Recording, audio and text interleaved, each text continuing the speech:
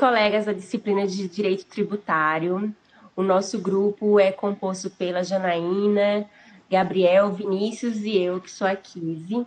E hoje nós vamos falar sobre o Imposto Territorial Rural, que é o ITR. O ITR, ele é um imposto federal que incide sobre a propriedade, o domínio útil e sobre a posse do imóvel rural.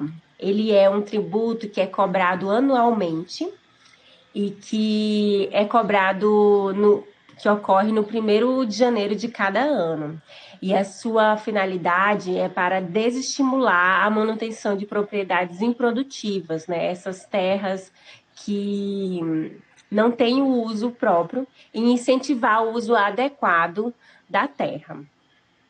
O fato gerador desse imposto do ITR é a propriedade, o domínio útil, a posse de imóvel. Ele é formado por uma ou mais parcelas de terra localizada fora ou dentro da zona urbana de cada município. Eu vou falar sobre a base de cálculo do ITR, né? Ele tem alguns aspectos bem peculiares e interessantes que vai nos ajudar a entender um pouquinho como é feita essa base de cálculo.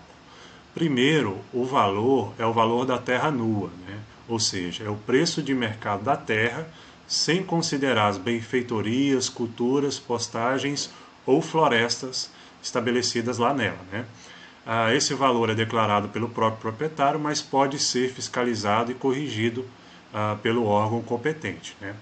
Qual que é a área tributável? A área tributável é a parte, né, da propriedade que é sujeita à tributação, né? Essa área é excluída as áreas de preservação ambiental e as outras definidas por lei, né? O cálculo é feito da seguinte forma: o valor da terra nua tributável, né, vezes a área tributável dividido pela área total.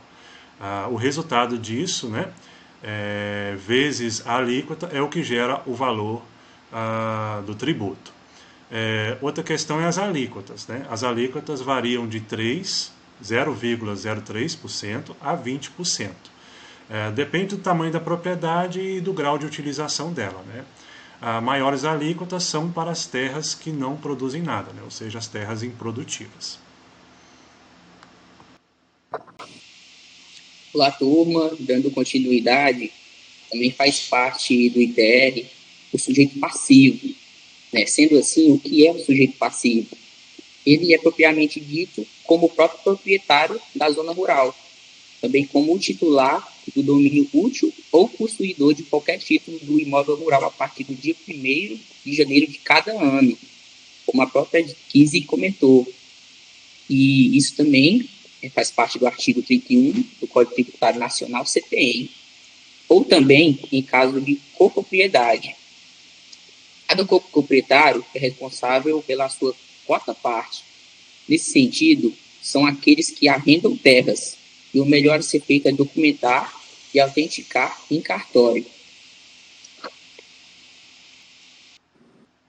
Bom, pessoal, eu vou dar continuidade falando sobre a imunidade do ITR.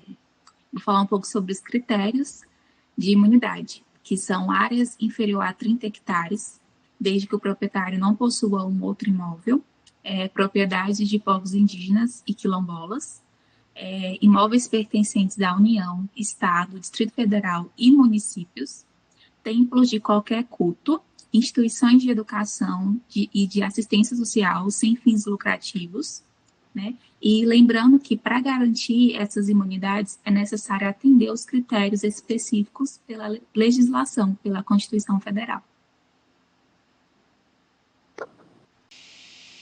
Então, para concluirmos, o Imposto Territorial Rural, ITR, é previsto no inciso 6 do artigo 153 da Constituição Federal e, de fato, um instrumento de bastante relevância agrária e tributária.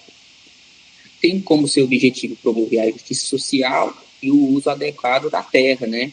É fundamental que os proprietários de imóveis rurais estejam atentos às obrigações do mesmo e aos prazos excedidos, para, assim, evitar multas e outras penalidades. Desde já o nosso grupo agradece cumprimento a todos. Tchau, tchau. Tudo de bom.